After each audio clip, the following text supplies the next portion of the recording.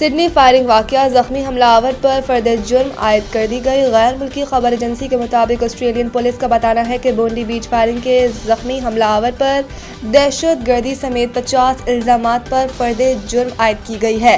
دوسری جانب فلپائن کے صدارتی ترجمان کلیری کاسترو کا کہنا ہے کہ بونڈی حملہ آوروں کے فلپائن کے دورے کے دوران دہشت گرد ٹریننگ کا کوئی ثبوت نہیں ملا۔ ان کا کہنا تھا کہ فلپائن کو داعش کے تربیتی مرکز کے طور پر پیش کرنے کی رپورٹس کو مسترد کرتے ہیں۔ فلپائن کو دہشت گردی کی تربیت کے لیے استعمال کیے جانے کے دعوے کا کوئی ثبوت نہیں دیا گیا۔ فلپائن کے فوجی ترجمان کرنل فرانسل پیڈیلا نے کہا کہ 2024 کے آغاز سے اب تک بڑے انسدادی دہشت گردی آپریشن نہیں ہوئے۔ باغی گروپ منتشر ہیں اور ان کی کوئی قیادت نہیں ہے۔ یاد رہے کہ 3 روز قبل سڈنی کے بونڈی ساحل پر 2 مسلح افراد نے فائرنگ کر کے 15 افراد کو ہلاک کیا تھا، جبکہ حملے میں 40 افراد زخمی بھی ہوئے تھے۔ حملہ کرنے والے ایک شخص کو پولیس نے موقع پر ہی گرفتار کر لیا تھا، جبکہ دوسرے حملہ آور کو گرفتار کر لیا گیا تھا۔ ٹرمپ نے مزید 20 ممالک کے شہریوں پر سفری پابندیاں لگا دی۔ طلاق 1 جنوری سے ہوگا۔ نئی پالیسی کی عزت میں ان ممالک کے طلباء، امریکی شہریوں کے اہل خانہ اور افغان اسپیشل امیگرینٹ ویزا کے حامل افراد بھی آئیں گے۔ امریکی میڈیا کے مطابق شام، جنوبی سوڈان، نائجیریا، مالی اور برکینیا فاسو اور ایسے شہریوں کی امریکہ سفر پر پابندی عائد کی جا رہی ہے جن کی سفری دستاویزات فلسطینی اتھارٹی جاری کرتی ہے۔ جن ممالک کے شہریوں پر جزوی پابندیاں لگائی گئی ہیں ان میں Angola, Antigua, Barbuda, Benin, Ivory Coast, Dominica, Gabon, Gambia, Malawi, Mauritania, Niger, Senegal, Tanzania, Tonga, Zambia اور زمبابوے شامل ہیں۔ صدر ٹرمپ نے پہلے افغانستان سمیت 12 ممالک کے شہریوں پر جون میں پابندی لگائی تھی اور وائٹ ہاؤس کے باہر افغان شہری کی نیشنل گارڈ پر فائرنگ کے بعد تیسری دنیا کے تمام ممالک سے لوگوں کی نقل مکانی روکنے کا بیان دیا تھا۔ صدر ٹرمپ کے تازہ اقدام سے سفری پابندیوں کا شکار ممالک کی تعداد بڑھ کر 35 ہو گئی ہے۔ اس کے ساتھ ہی ٹرمپ انتظامیہ مزید 15 ممالک کے شہریوں پر پابندی لگا رہی ہے، جن میں زیادہ تر کا تعلق افریقہ کے ممالک سے ہے۔ ترجمان وائٹ ہاؤس کے مطابق امریکہ ایسے تمام غیر ملکیوں کو روکنا چاہتا ہے کہ جو اسے غیر محفوظ اور غیر مستحکم بنا سکتے ہیں۔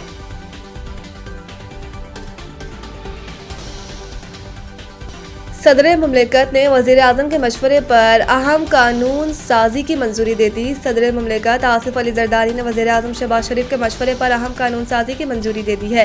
ایوان صدر سے جاری پریس ریلیز کے مطابق صدر مملکت آصف علی زرداری نے قانونی شہادت ترمیمی بل 2025 کی منظوری دے دی ہے۔ اسی طرح انہوں نے کنگ ہم یونیورسٹی آف نرسنگ اینڈ ایسوسی ایٹڈ میڈیکل سائنسز بل 2025 کی بھی توثیق کر دی ہے۔ صدر زرداری کی جانب سے national commission for minorities rights bill 2025 کی بھی منظوری دے دی گئی ہے۔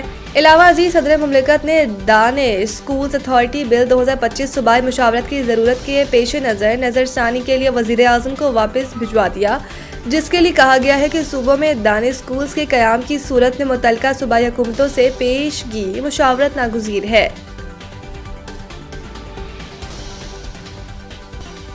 Justice Tariq Jahangir degree case میں بڑی پیش رفت، ہائی کورٹ کا حکم نامہ چیلنج۔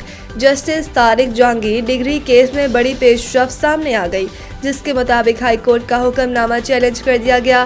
جسٹس طارق جہانگیر کی مبینہ جعلی ڈگری کے کیس میں اسلام آباد ہائی کورٹ کا حکم نامہ آئینی عدالت میں چیلنج کر دیا گیا ہے۔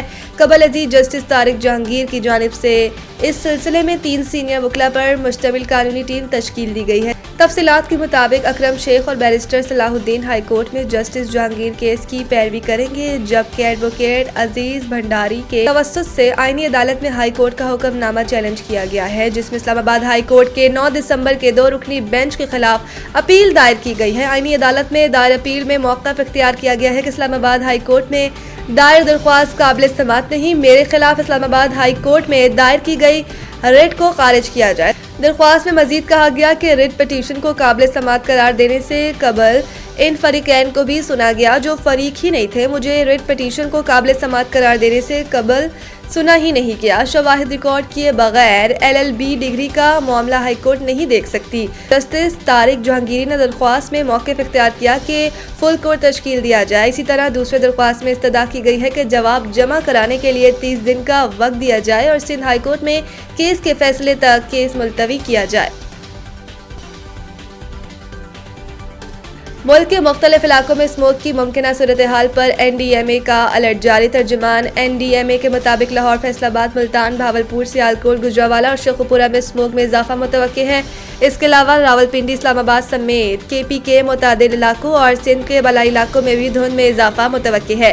तर्जुमान NDMA के मुताबिक स्मोक के बायस मुतादिद शहरों में ट्रैफिक की रवानी मुतासिर होने का भी इम्कान है। NDMA तर्जुमान ने मजीद बताया कि डिजास्टर मैनेजमेंट अथॉरिटी तमाम मुमकिना खतरात से निपटने के लिए पेशगी इक़दामात यकीनी बना रहा है। पाकिस्तानी कोपहमा समीना बेग का एक और तारीखी कारनामा। गिलगित से ताल्लुक़ रखने वाली समीना बेग कुतुब जनूबी पहुंच गई।